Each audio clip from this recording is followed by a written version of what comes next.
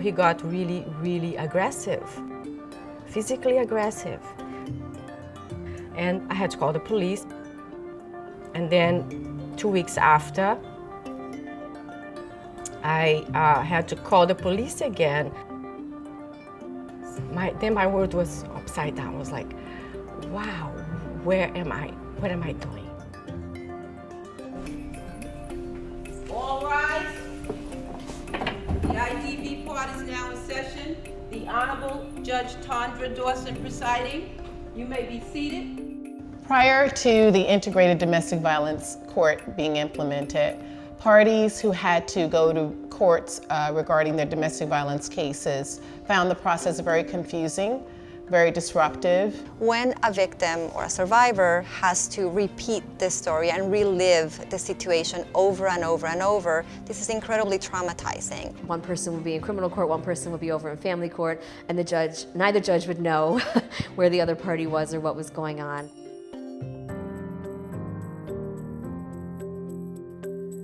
The integrated domestic violence court model helps bring cases together into one court.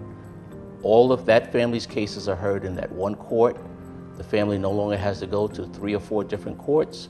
The family no longer has to get different orders from 3 or 4 different judges. What the integrated domestic violence court model does is really look at what is really going on with this family.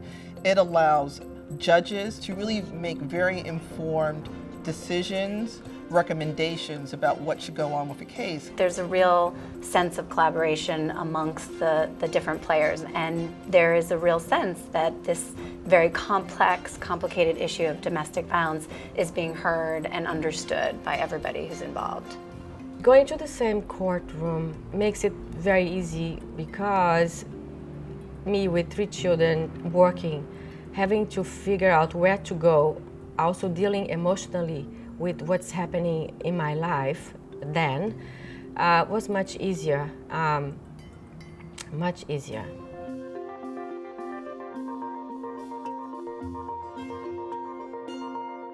Once we see that there is a pending criminal case that involves domestic violence, there also has to be a pending family court case, be it custody, visitation, or a civil protection order, and or a pending divorce case.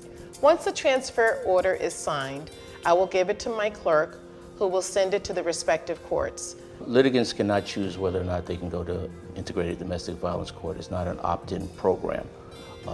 If the case is eligible to be transferred to that court, the case will be transferred to that court.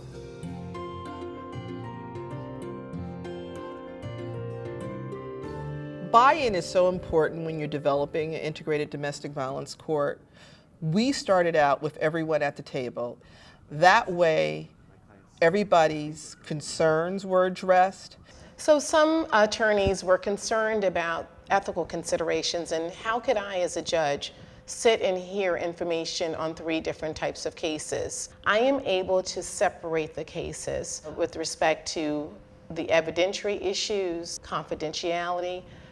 This is something I do every day as a judge. One of the concerns prosecutors had about the integrated domestic violence court is, would the criminal court case be diluted by the family court case? That hasn't happened. The criminal court case, we prosecute it the same way we would in any other court. If a defendant is going to get jail, he gets sentenced to jail. If he's going to do a program, he gets sentenced to a program.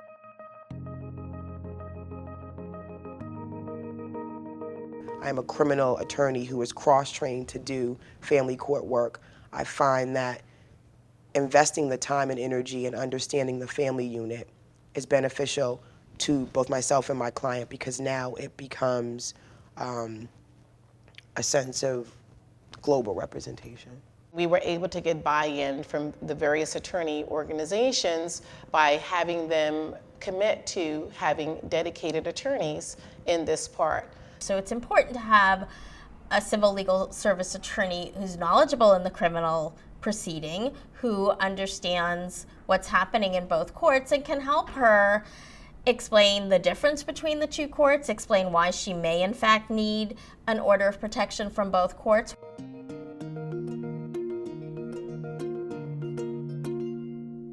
It is a true multidisciplinary approach to dealing with a problem.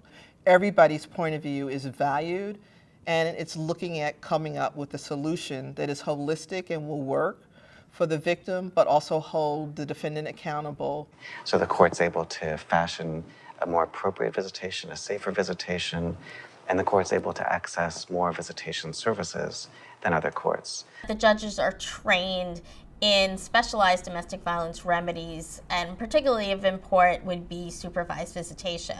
So it's very important for a judge to understand the basic notion that where there's domestic violence, children are impacted. The resource coordinator sits right next to me and is able to answer any question about services, about compliance. She is my go-to person with respect to any mandate that I've ordered a defendant to comply with. The resource coordinator in the integrated domestic violence court is the primary liaison between the court and all the stakeholder agencies.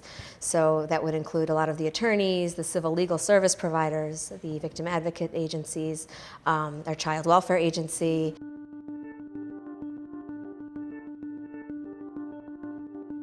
What the integrated domestic violence court does is that it really keeps a focus on how do we work strong enough together as a team to respond to this person's mandate and keep them accountable throughout the entire time. Most of our cases involve a batterers program, batterers intervention on the criminal side. They're accountability programs, so we want to make sure that the defendants are held accountable from the moment they walk in the door.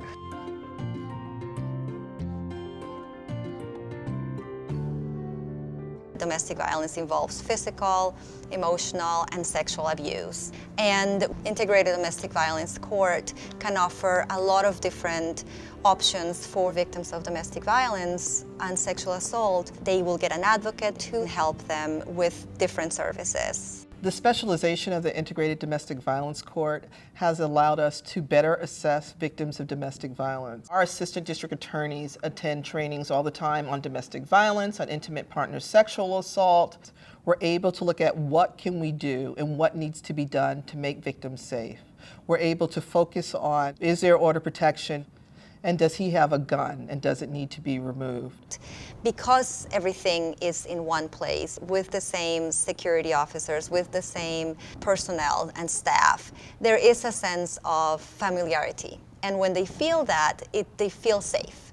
The Integrated Domestic Violence Court has a dedicated security team assigned to the court. Oftentimes, the victim will sit with the advocate while they wait for their court case, and if need be, the advocate will provide crisis counseling, referrals to shelters. When client feels supported and they have someone helping them, they're more likely to follow through. We're right across the street, and we work with 18 community partners here on site and even more off-site. We're able to quickly connect clients with even more services.